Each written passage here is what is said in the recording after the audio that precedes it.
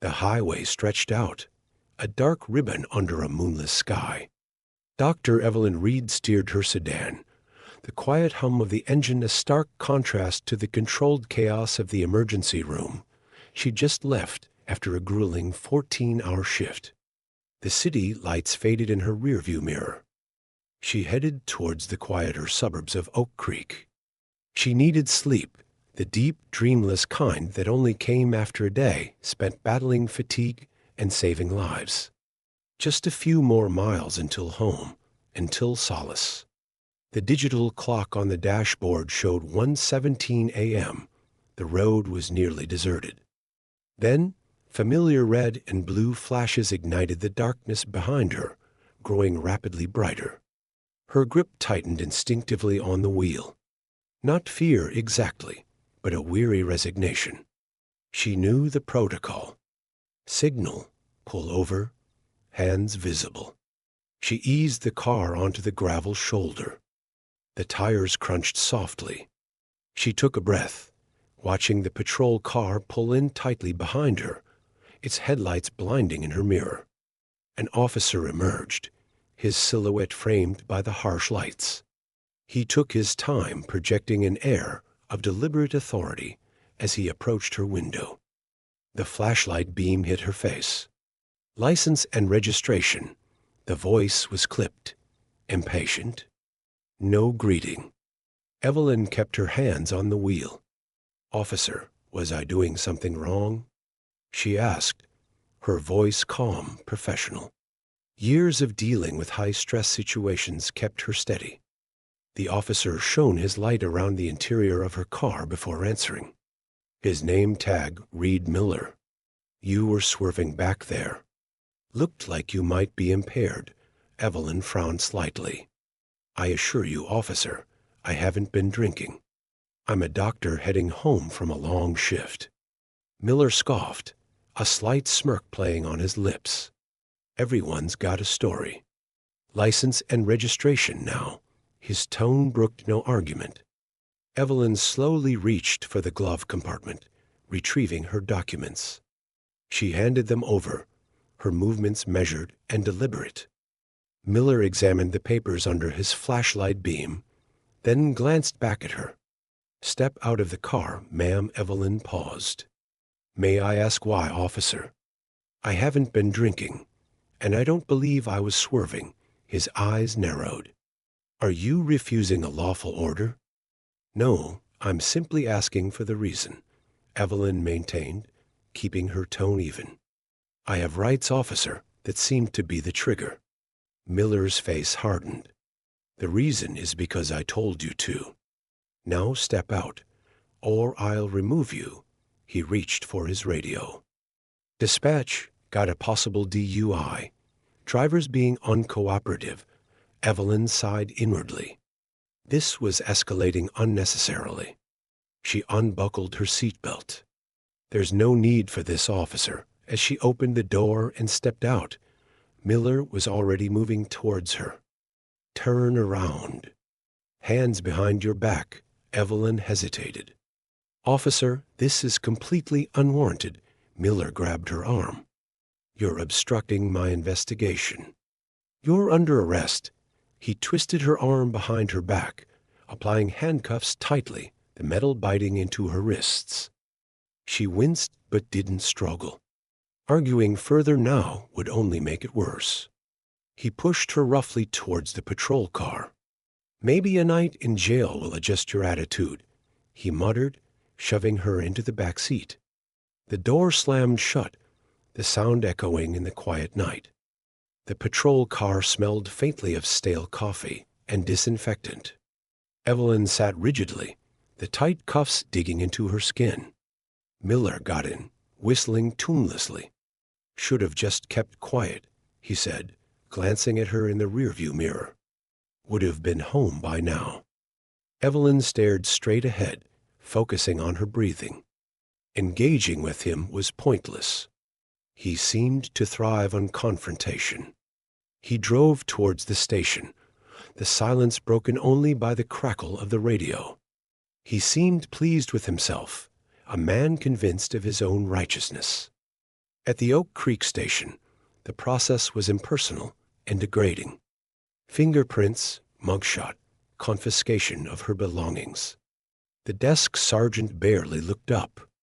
Miller watched the whole thing with a smug expression, occasionally adding comments about her lack of respect. When it was done, he led her towards a small holding cell. "Enjoy your stay, Doctor," he sneered, emphasizing the title sarcastically. The heavy metal door clanged shut, the lock clicking firmly into place. Evelyn surveyed the small, cold cell. A metal bench, a toilet. This was absurd. She was allowed one phone call. Miller seemed to think she'd call family, maybe a bail bondsman. Evelyn knew exactly who to call. She dialed the number for the chief legal counsel at Monroe General Hospital, a man known for his efficiency and connections. She explained the situation calmly, concisely. She provided Officer Miller's name and the location. The lawyer on the other end listened intently. "Consider it handled, Dr. Reed." "Stay calm." The line clicked dead. Evelyn hung up, a sense of quiet confidence settling over her. Now she just had to wait. Miller saw her return to the cell. "Who do you call?" "Mommy?" he mocked. Evelyn simply sat on the bench, ignoring him. Less than 30 minutes later, hurried footsteps echoed down the corridor. Not Miller's arrogant stride. A different officer, older, with sergeant's stripes, appeared at the cell door, looking flustered. He was followed by a red-faced Miller. "Sergeant, I told you." She was obstructing. The sergeant cut him off sharply. "Miller, do you have any idea who you just arrested?" Miller looked confused. "Some doctor acting high and mighty," the sergeant swore under his breath. "That some doctor is Evelyn Reed, head of trauma surgery at Monroe General. The hospital board president just called the chief directly. The mayor's office is aware. What the hell were you thinking, pulling her in on a bogus swerving charge?" Miller's smugness evaporated instantly. Miller stammered, but she was.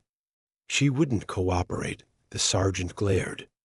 "Your body cam footage better back up every single thing you claimed, Miller. Because right now, it looks like you harassed and falsely arrested a prominent citizen." Miller's face went pale. The sergeant turned back to the cell door, unlocking it. "Dr. Reed, my sincerest apologies for this situation. You're free to go." "Your belongings are being returned." Evelyn stood up, rubbing her wrists where the cuffs had been. She met Miller's stunned gaze for a brief moment. She didn't say a word. She didn't need to. His career was flashing before his eyes. The sergeant escorted her back to the front desk, bypassing Miller completely. Her phone, purse, and keys were returned with mumbled apologies from the desk staff, who now looked decidedly uncomfortable. As Evelyn walked out into the pre-dawn light, the sergeant caught up to her. "Doctor, there will be a full internal investigation into Officer Miller's conduct." "This is not how we operate." Evelyn nodded curtly. "I certainly hope not, Sergeant." For everyone's sake. Driving home finally, the adrenaline faded, replaced by a cold anger. Not just for herself, but for anyone who didn't have her title, her connections, her resources. How many others had Miller or officers like him, intimidated, harassed, or wrongly arrested without consequence? People who couldn't make one phone call and have the system jump to attention.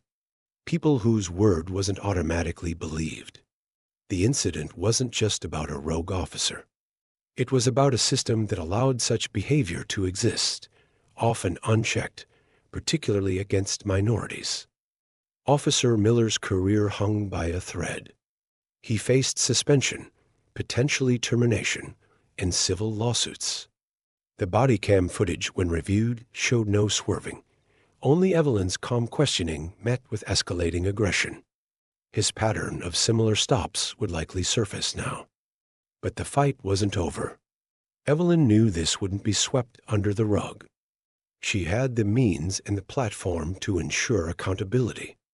This wasn't just her story.